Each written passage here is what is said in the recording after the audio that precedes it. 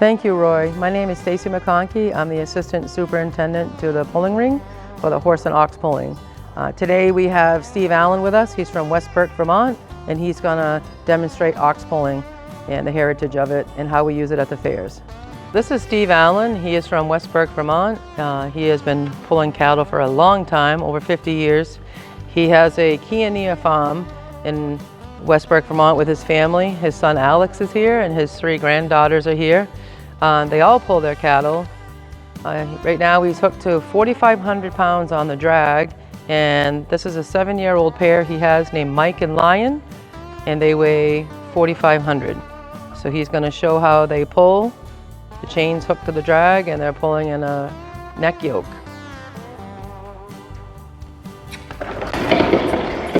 And you see how they time up together?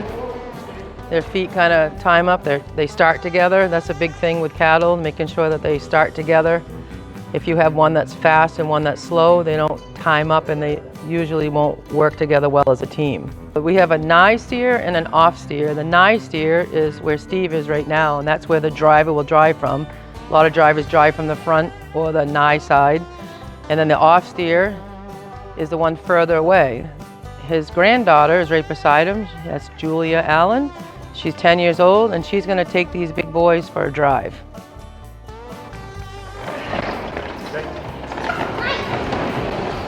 And that's how handy they are. You take a big pair of cattle like that, and that little girl can drive them. That's pretty impressive. So in Maine, we have distance pulling as well as elimination pulling. What Steve's doing now would be distance pulling. You have a limited amount of time to carry the designated load as far as you can. So he would be allotted 5 minutes time to pull this load as far as he can. And normally in the ring you have lines, so he would hit a line, then he would turn and head back towards the other line. He'll make a couple more pulls.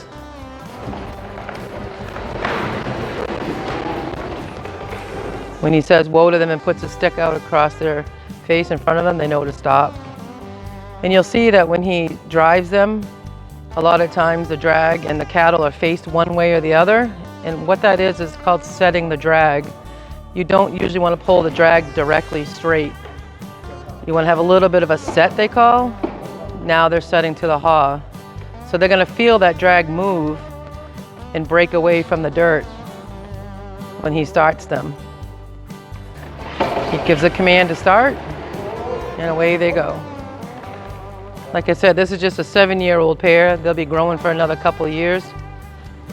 You can see that the one ox is taller than the other, but the other one's a little wider. They're just built a little bit different.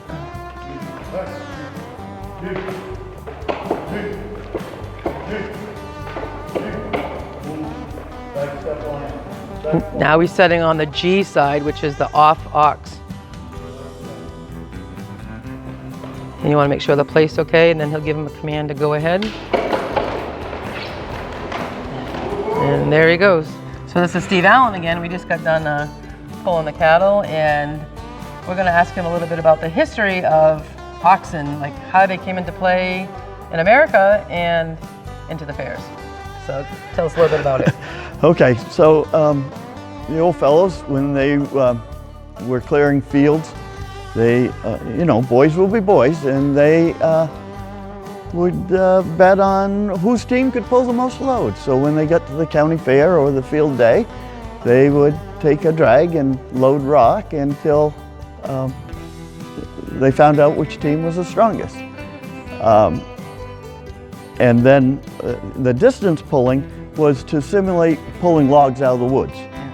And you know, they would argue about whose team could pull the most hitches out of the woods in a day. And so had to figure that out, so they'd load on and see who could pull a load the furthest in 5 minutes, simulating moving a big load at a decent speed. And so that's how the two types of pulling come into being. I remember my dad saying that back when he was a kid, that they used to hook at the Grange halls a lot. They go to the Grange halls, have a big dinner, and people would pull cattle and horses. Just about every town had a field day or something, you know, and so. And how long have you been doing this? Over 50 years. Got some experience.